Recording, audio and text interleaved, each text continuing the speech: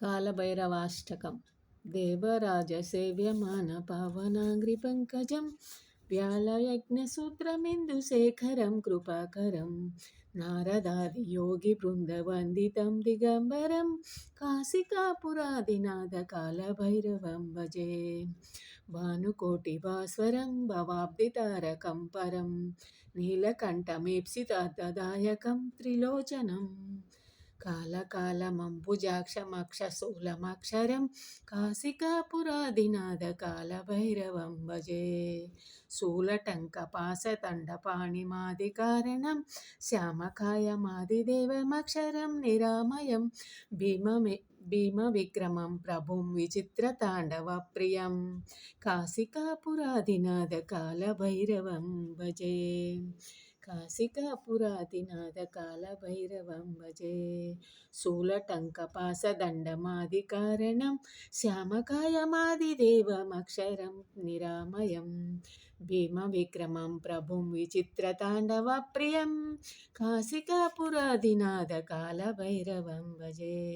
भुक्तिमुक्तिदायकं प्रशस्तचारुविग्रहं भक्तवत्सलं स्थितं समस्तलोकनिग्रहं निक्वणं मनोज्ञ हेमकिङ्किणीलसत्कटिं काशिकापुरादिनाथकालभैरवं भजे।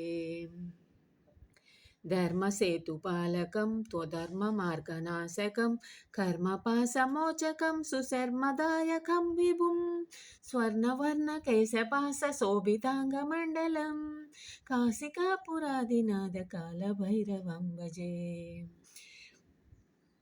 रत्नपादुका प्रजाभिरामपादयुग्मकं नित्यमद्वितीयमिष्टदैवतं निरन्तरं मृत्युदर्पणाशनं करालदंशभीषणं काशिकापुरादिनाथकालभैरवं भजे।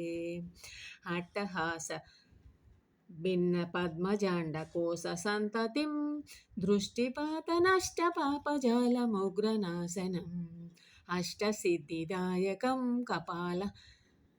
कपालमालिकाधरं काशिकापुरादिनाथकालभैरवं भजे। भूतसङ्गनायकं विचालकीर्तिदायकं काशीवासिलोकपुण्यपापशोधकं विभुं नीतिमार्गकोविदं पुरातनं जगत्प्रभुं काशिकापुरादिनाथकालभैरवं भजे। कालभैरवाष्टकं पठन्ति ये मनोहरं ज्ञानमुक्तिसाधनं विचित्रपुण्यवर्धनं शोकमोहदैन्यलोभकोपतापनाशनं ते प्रयान्ति कालभैरवाग्निसन्निधिं ध्रुवं काशिकापुरादिनाथकालभैरवं भजे। काशिकापुरादिनाथकालभैरवं भजे।